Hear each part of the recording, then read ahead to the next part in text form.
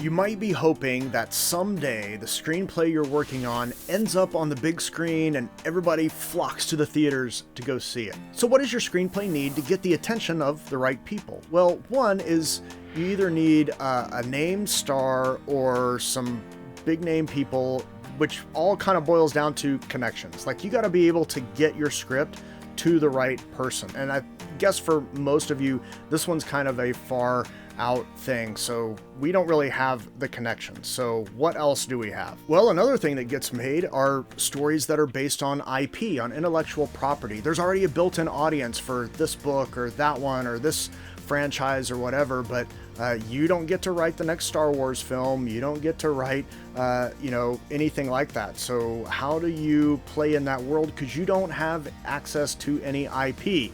Okay, so that's two. So what else are you left with? It leaves you with this one. You need a story with a great hook. Now, do movies get made without hooks? Yes, a lot of them actually, but they're either based on IP or have connections. So you don't have access to those two. So you need a story with a really good hook. But what is a hook and how do you create it? I mean, it's really kind of this whole other notion of like a high concept idea. I mean, how do you do that? Because even if you wanted to make the movie yourself, you've still got to be able to garner some attention and garner some money from people willing to do it. And you still kind of have to have a hookable idea. So what is it and how do you create one? That's what we're going to talk about today.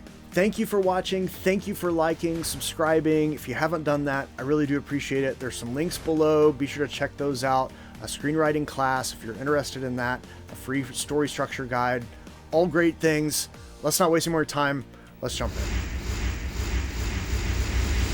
The things I just told you are really as far as I'm going to go into trying to convince you that you need a high concept or a hookable idea to get your story noticed in Hollywood. I mean, it's really one of those three things. If you don't have one of those three, it's going to be really, really, really, really, really hard to get noticed. It's already hard. So why are you making it harder on yourself? You need a hookable idea, an idea that's got some high concept elements. But what is it? The simplest definition is it is the concept or the premise of your story told in a sentence or two that makes people want to read your story. Now, I realize that kind of sounds like I'm defining a term with a term, so we kind of need to pull that apart a little bit.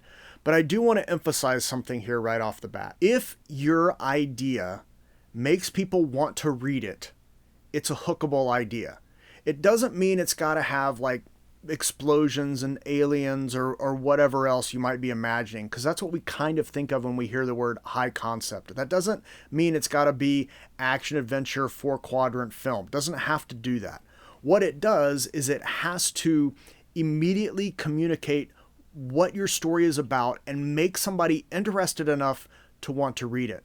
That's a hookable idea. So don't think you've got to like be writing these big genre films or anything like that. That's not what it is. So get that out of your head. It's just you're trying to evoke an emotional response in the person that hears your idea. That's it. The other thing a hookable idea is, or a high concept idea is, it's not a log line per se. I mean, you need a log line when you start querying and trying to get people to read your story. But the log line in some ways is kind of the high concept notion of your story. It's just a little more fleshed out with a little bit more of the character in it. That's really it. So the log line and the high concept or the hook is very similar. They're not really that different. So you can kind of use them interchangeably. They're not really the same thing, but they're like first cousins for sure. The result of a log line, the result of a hook is the same. You want people to want to read your story. So as long as you're thinking about the end result, I'm wanting people to do this thing, it's going to help you start to create a hookable idea. The other thing a hook does is it causes people to want to know the end of the story. It creates a problem, and we as people like when problems are resolved. So if you create a problem, I want to resolve it. So if you say this hook idea here has this problem, I'm going to naturally want it to be resolved. I'm going to want to know, well, how does that story end? You should read my screenplay. I mean, helps people want to read the screenplay because they want to know how it's going to end. That's what makes them want to read it. It's this nature of, I want to read it because I want to know how it ends. And I kind of want to read it because I'm imagining some scenes already and I want to see if those scenes are in there. And if they're in there and you're hitting the like mesh with the person, like, oh, now you're way down the road. So you want a really great hook that causes them to want to read your story. So what are a couple of characteristics of a good hook? I just kind of mentioned one, so let me just make sure I mention it here so you hear it. When you hear a good hook, you automatically imagine specific scenes in the story. Like you can already see some moments. Like, oh, this is going to happen, this is going to happen, this, like, I can totally see it. If it's not a good hook, you can't imagine anything. So if you are trying to figure out a hookable idea, and you just mention to a couple of friends, hey, I've got this idea for a story, what do you think? And you tell them, and then say, can you imagine any scenes? What are some scenes you imagine with that? And they might be like, I don't know. Okay, you don't have a good enough hook yet. You need to be able to imagine scenes upon hearing the hook. It should immediately cause the person to be just like their mind just starts wandering as soon as they hear it. Another characteristic of a good hook is that they are ironic on some level. Like you have a character that shouldn't be in the situation that's in the situation.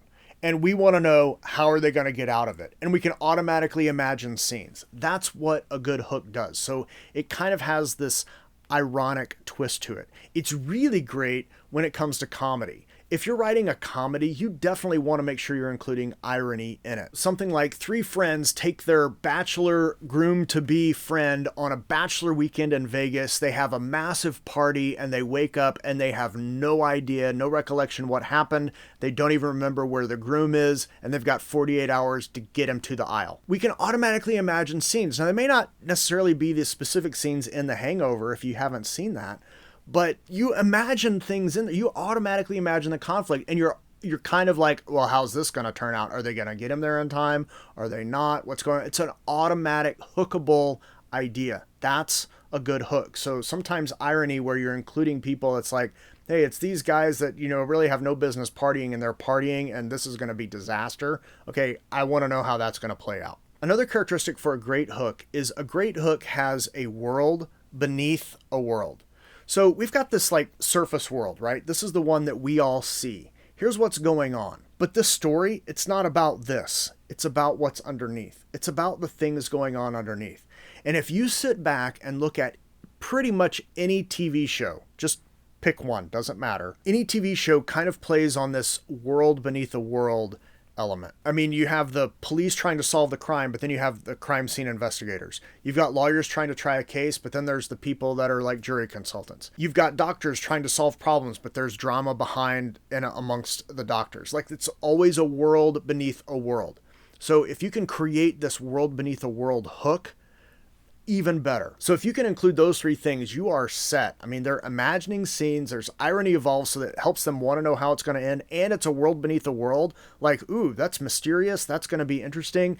Now they want to read. But how do you create one? So like, what are the how do you like think about and how do you conceptualize creating a hook? And before I do that, if you're finding value, please like, subscribe if you haven't, comment below. What are some great stories or great hooks, you know, that you know of, or stories based on hooks?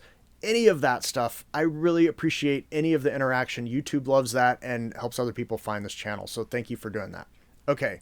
How do you come up with a hook? I mean, like Jake, like how do you come up with a hook? Well, in some ways you kind of got to think about it. Like I wish there was a magic formula. Unfortunately, there's not. But what I am going to do is I'm going to give you 3 ways that can help you kind of start to get at and train your brain muscle in thinking about hooks to think of more hooks and think of better hooks. So hopefully one of these 3 is going to be helpful. One of them should kind of get you more going along the way. I use all 3, so I think one of these is going to be helpful to you.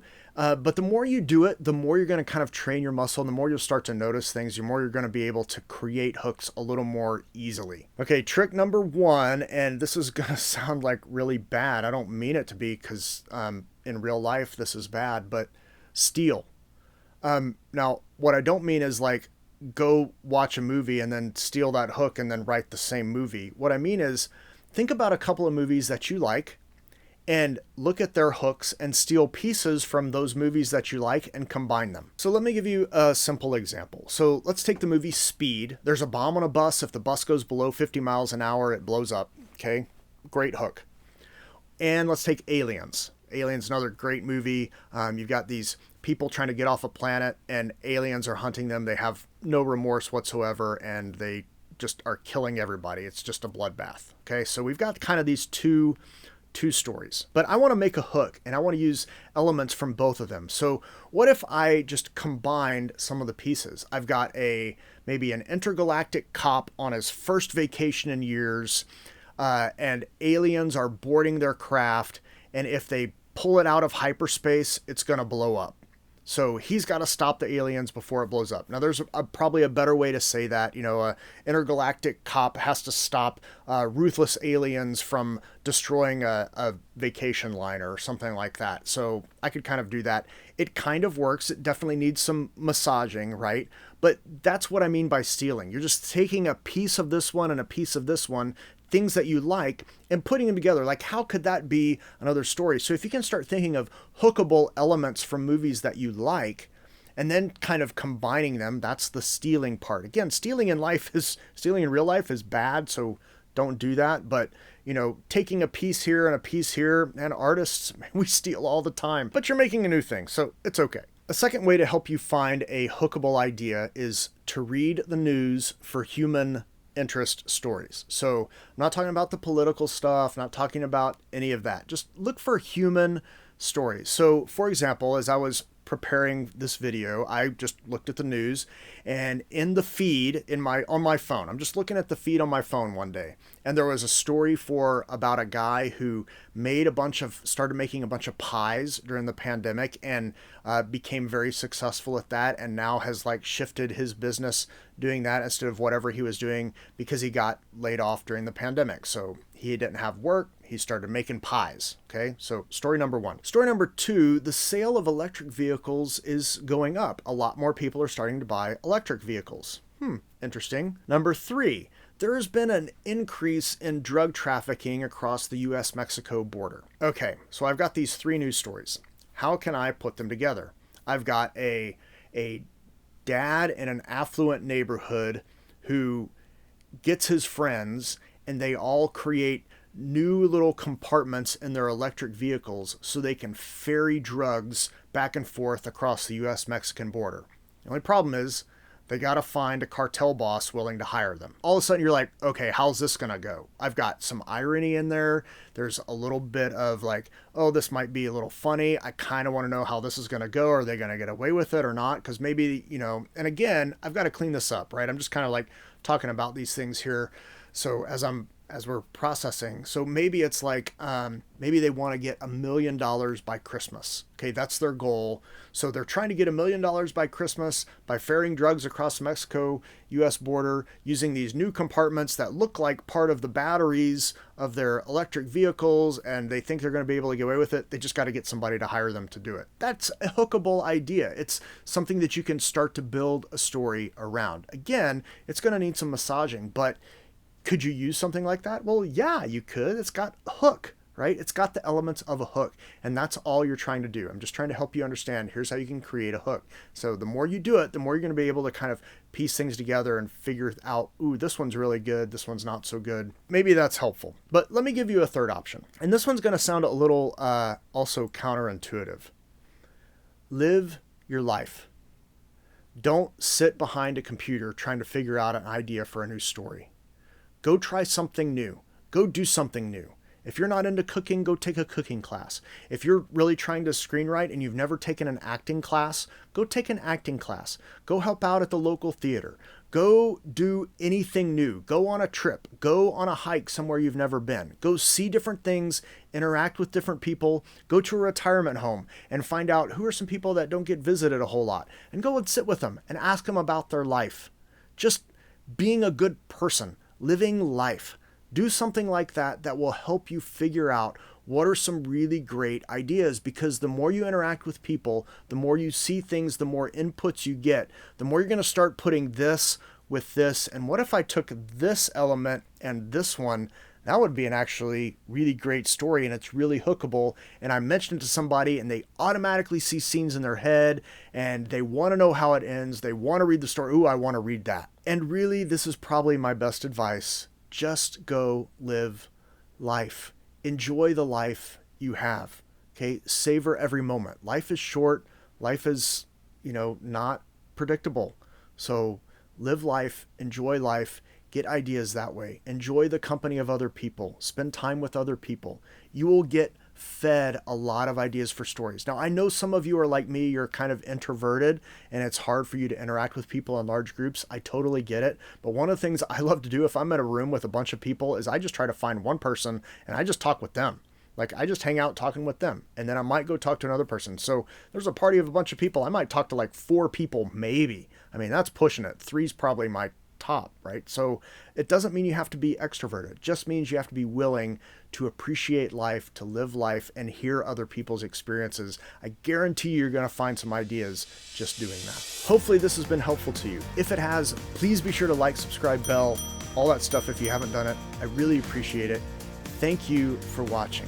When you go to tell a story, it should be hookable, okay? It's got to have a good hook. And if not, don't do it. So it's got to have a good hook. But when it does, and when you tell that story, tell a story that matters. See you later.